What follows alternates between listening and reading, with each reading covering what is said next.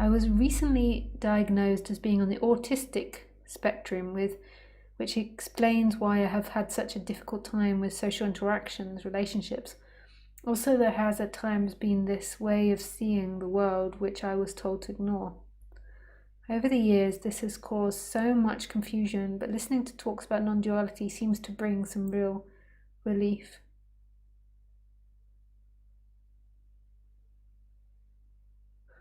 Nice.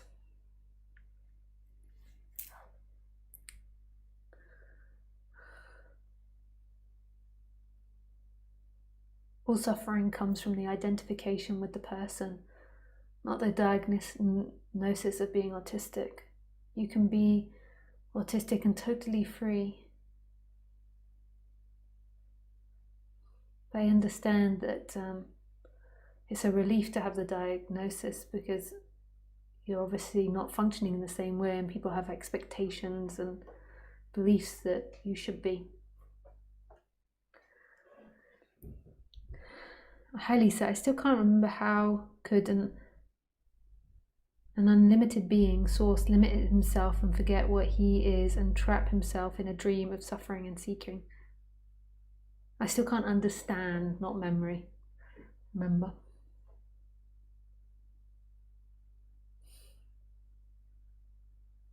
Source isn't trapped. It's you that's trapped. And you are source, but you're only a fragment of source. But source is never trapped. Source is never forgotten. It's the you. There's so much focus on you. And you think you'll get free, but you'll never get free because there is no you. You don't exist. Source isn't trapped. Source is everywhere, conscious of itself. Just appears to be trapped. The source doesn't have an issue with the person suffering or not. Because it doesn't have an agenda, it's pure love. It doesn't have an objective. It could suffer lifetimes and it's there waiting silently, free. It's beautiful. Thanks. Memory. Oh, that's why I said memory.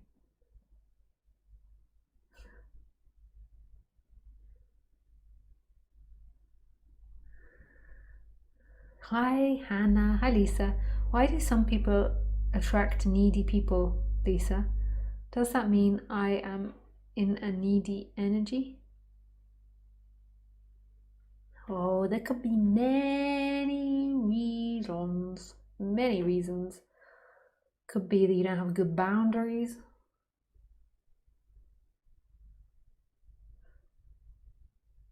Hi, Holly. Hi, Lisa.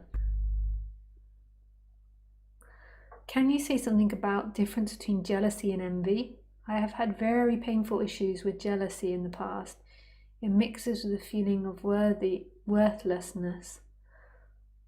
You already answered part pretty much. Oh yeah, I did speak about that. Oh, I'm not sure what people define as the difference between jealousy and envy. I don't think that much about the word envy.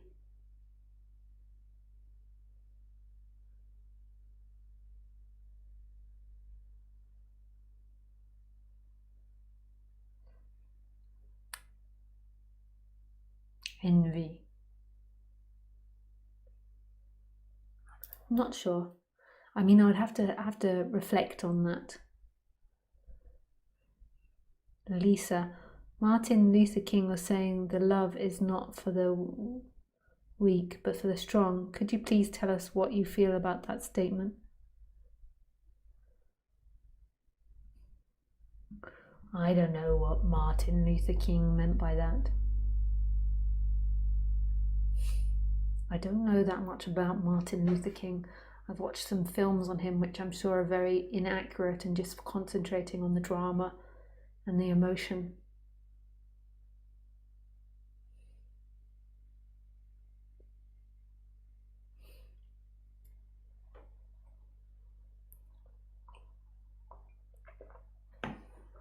It was a good film a few years ago, but I'm sure it's highly inaccurate.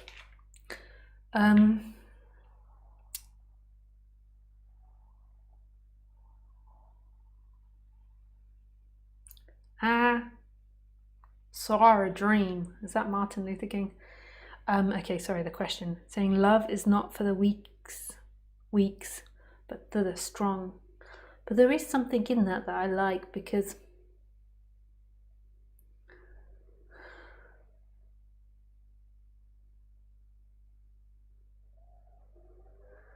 to be prepared to go into this subject is absolute death. It takes courage beyond courage, but at the same time it's nobody's courage to give up everything you know for the unknown, to let go of control, to let go of keeping evil or goodness, keeping evil at bay or attracting goodness, controlling your work, your money, your lover. It's totally letting go to God's will, to life's will, surrendering back into this infinite energy. It's beautiful. And that will ultimately isn't God's will, it's your will. I mean, I separate it out just to try and distinguish it from the little you, but it's actually your will. That's what I mean, like when I try to say what you truly want. What you truly want is God's will, and it feels like love. But most of the time people act out what they think is safe. There is no safety for the person here, but it is safe because it's all you.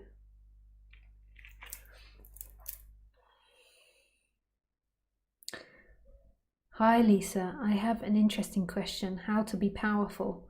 Give up everything. But I presume the reason that you want to be powerful is to have powers over others. It will never work. You'll never have power over others. It will always feel like it's falling through your fingertips, like quicksand. If you really want to be powerful, give up everything. Pop the clock. Hi Lisa, I always ask you the same question about dealing with anxiety. I have around people sore throat and stomach cramps. No matter what I'm doing, meditating, chanting, etc., nothing works for me. Is it a victim mentality or personality thing I have to just accept?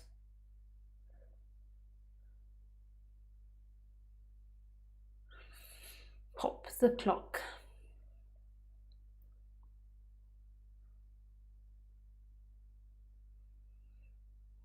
Your acceptance is the best thing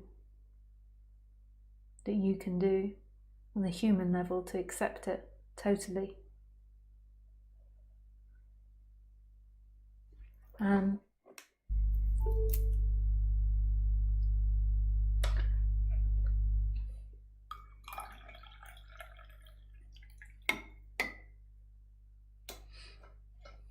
It feels to say that you've got to stop giving your power away.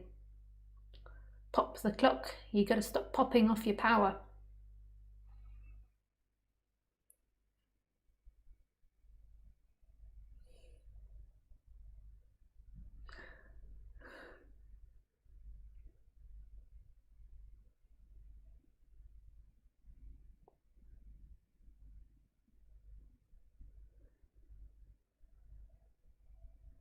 Thanks for today's system review and technology update. Always useful. I love your commitment to sharing your presence with all these wonderful tools. Love and Om yoga. Thanks, mindfulness.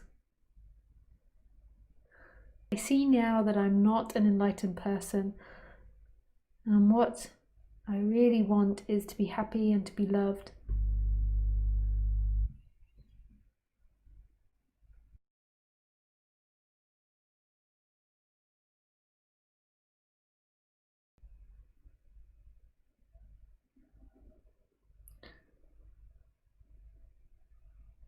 I apologize for comparing you to other speakers. Your approach on the subject is unique, and all the people who call in and expose themselves on the weekly talks have been great help on getting to know myself better. My personal life is upside down at the moment, and these talks have been like a safe haven, a moment where I can breathe and that everything falls into place. In the future, I'll do my best to not give my stuff over to you and to try to just sit and listen and let what can be taken away by your words and the listeners to be taken away. Thank you. Lots of love, Raf. Thanks, Raphael. That's beautiful.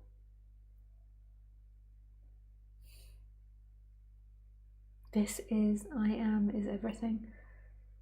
Life is, the empty looking is everything. That's all you need. We can work through some personal dynamics, and I can help you on the personal level if you want, but that is your freedom.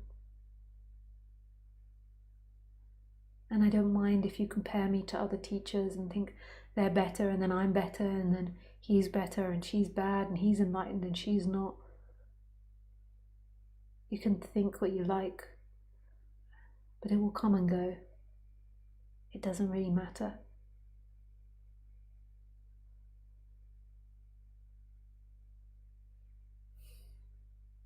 But thank you for your message. It's very sweet and humble. I have been feeling lots of anger towards my parents for abusing me as a child. As much as I've tried to forgive them,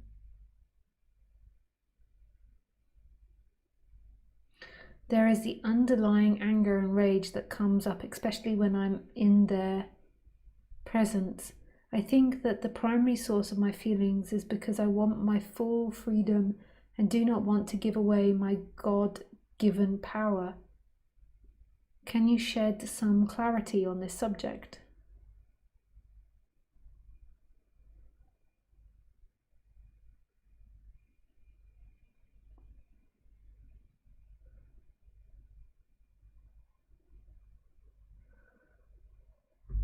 If you don't want to give away your power, you have to act out God's will, which is your will, what you really want. You have to get to know what it is you really want, which feels like love, which it feels expansive.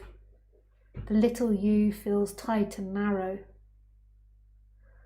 So to free yourself from your parents, who you've never been in relationship with anyway, but to free yourself from your attached relationship, you have to work out what it is you want beyond the tightness. So go deeper. So there's this dislike and this anger and this rage, and then underneath that there's something you want. More than likely what you want is love from them, and you won't get that love from them. So deeper than that is love. You are love. You never got it from your parents. But this is a very shortened answer, you know. I don't really know what's going on in you. I'm just replying to the words I see on the screen. But that's my sense of the answer. Hello, Bia. Hi, Lewis. Thank you, Lisa. I like what you said. All suffering comes from the identification with the person. This explains so much.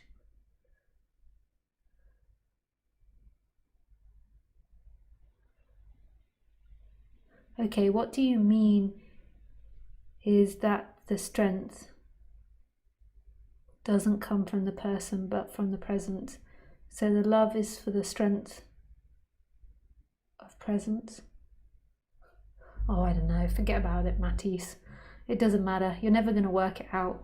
You'll just be masturbating in your brain about it. Forget it. Forget it. This is I am, and that contains no words. Forget understanding anything. Okay, we've done all the written questions. Oh no, one more. Then we got 2 people that want to call in. So, 1 second.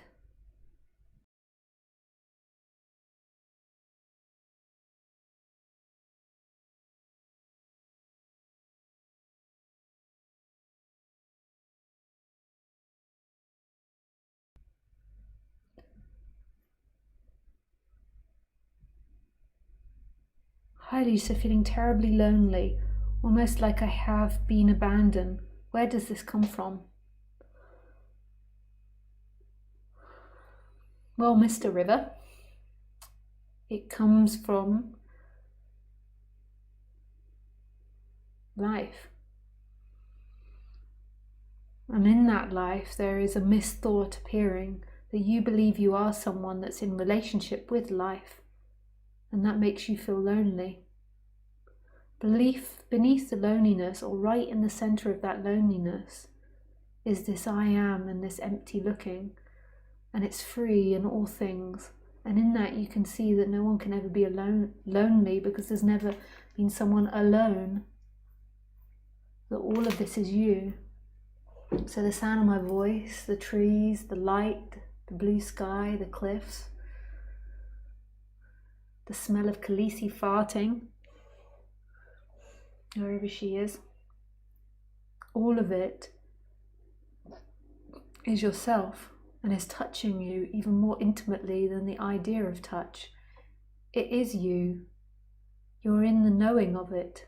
Who you truly are is the recognition of it. The sound of my voice is there, in it, in it, in it, in it.